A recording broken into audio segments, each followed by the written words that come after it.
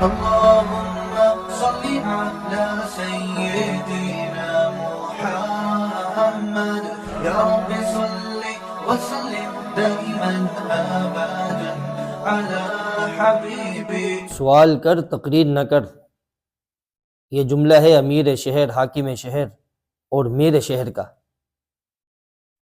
کہ جب صحافی نے ایک شخص سوال کیا کہ ایک عدالت اللہ کی ہے، کیا آپ نے وہاں جواب نہیں دینا اور آپ کو رات کو نیند کیسے آتی ہے؟ تو اس پر میرے کراچی کہتے ہیں کہ تقریر نہ کر، سوال کر. اللہ تبارک و تعالی ہمیں نیک صالح حکمران نصیب فرمائے. بس ہمارے لوگ اسی چیز کے لیے رہ گئے ہیں، کوئی گٹر کا مین ہول کھلنے کی وجہ سے جان دے دے گا، اور کوئی ان پہاڑی علاقوں میں 15-16 لوگ جو مدد کے لیے فریاد کرتے رہے، کوئی ان کی مدد کے لیے نہیں پہنچا، کوئی وہاں بے بس اور بے یار و لاچار مددگار ہو کر وہ جان دے دے گا، اور کوئی ٹرکوں کے نیچے آ جائے گا، کوئی بلڈنگ کے نیچے دب کر مر جائے گا. بس ہمارے لوگ اسی کام کے لیے رہ گئے ہیں. اللہ تبارک و تعالی ہمارے حکمرانوں کو عقل و شعور نصیب فرمائے.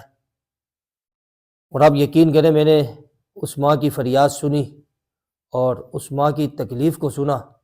آپ یقین کریں کہ بہت زیادہ تکلیف میں ہوں، بہت زیادہ پریشانی میں ہوں.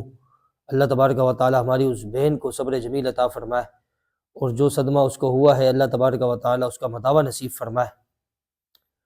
ہم اس بہن کو صرف اتنا کہہ سکتے ہیں کہ اس طرح کے واقعات اور اس طرح کی تکلیفیں صرف آج نہیں ہوئی، اس سے پہلے بھی اس طرح کے واقعات ہوئے ہیں.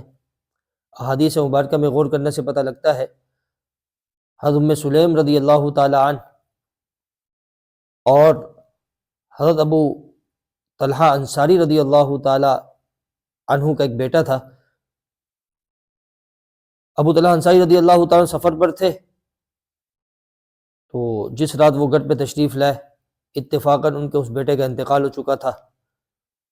اب بیوی کو اللہ تبارک و تعالیٰ نے ایسا صبر عطا فرمایا تھا، اور اپنے خزائن سے اللہ تبارک و تعالیٰ نے برداشت کی قوت نصیب فرمائی تھی. اس رات انہوں نے اپنے شوہر کے حقوق بھی ادا کیے، ان کو کھانا بھی کھلایا. جب صبح فجر کے لیے جانے لگے تو ان کی بیوی کہنے لگی، اگر کوئی شخص آپ کو امانت دے اور پھر واپس آپ سے لے لے تو یہ کیسا ہے؟ بولا اس کی چیز اس نے لے لی. فرمایا کہ اللہ تبارک و تعالیٰ نے آپ کو جو بیٹا دیا تھا وہ لے لیا ہے، اس کا انتقال ہو گیا ہے. اور پھر ابو طلحہ انصاری رضی اللہ تعالیٰ عنہ نبی علیہ الصلوۃ والسلام کی خدمت اقدس میں حاضر ہوئے. نبی علیہ الصلوۃ والسلام نے دعا کی، اللہم بارک لہما، اے اللہ ان دونوں کو برکت عطا فرما. میں اپنی اس بہن سے تعزیت بھی کرنا چاہتا ہوں اور صبر کے کلمات بھی کہنا چاہتا ہوں کہ اللہ تبارک و تعالیٰ ان کو صبر جمیل عطا فرمائے. اور اس طرح کی بے حسی اور اس طرح کی بے ضمیری، یہ بے ضمیر لوگ ہیں کہ جن کو مسلمانوں کی جان، عزت، آبرو کی کوئی پرواہ نہیں. بس ان کا کام ہے پیسے بٹورنا، کرپشن کرنا اور مسلمانوں کے حق پر ڈاکہ ڈالنا.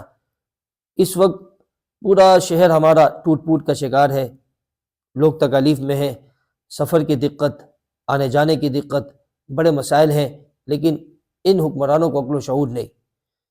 اور پھر ایک دوسرے پر الزام لگاتے ہیں، الزام تراشیاں کرتے ہیں کہ یہاں فلاں کا بڑا تھا، فلاں کا یہ تھا، تو فلاں کا یہ تھا.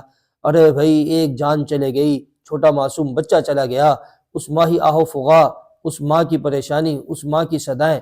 آپ یقین کریں اس ماں کی صداؤں کو سن کر ایسا لگا کہ اللہ تبارک و تعالیٰ کا عرش بھی ہل چکا ہوگا. فریادیں کر رہی تھی لیکن کوئی بھی اس کی مدد کے لیے نہ پہنچا. یہ ہمارے ہاں بڑا نظام ہے، اور یہ ہمارے ہاں ایک بہت بڑا المیہ ہے. اللہ تبارک و تعالی ہمارے حکمرانوں کو اپنا شعور نصیب فرمائے، اور اس طرح کے حوادثات سے اللہ تبارک و تعالی ہمارے شہر کو امن و سکون نصیب فرمائے. وآخر دعوانا الحمدللہ رب العالمین. اللهم صل على سيدنا محمد يا رب صل وسلم دائما ابدا على حبيبي.